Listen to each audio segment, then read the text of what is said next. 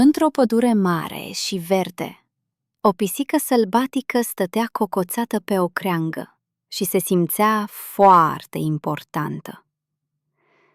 Deodată, pe potecă, apăru un tigru mare și liniștit.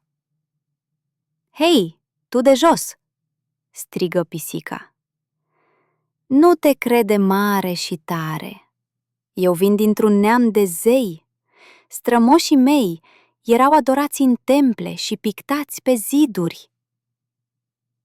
Tigrul se opri, o privi calm și spuse: „Poate că strămoșii tăi erau venerați, dar dacă tu ești urmașa lor, ce păcat, nu prea le semeni."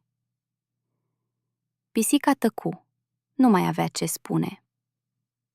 Morala: nu te lăuda cu trecutul dacă tu nu faci nimic bun în prezent.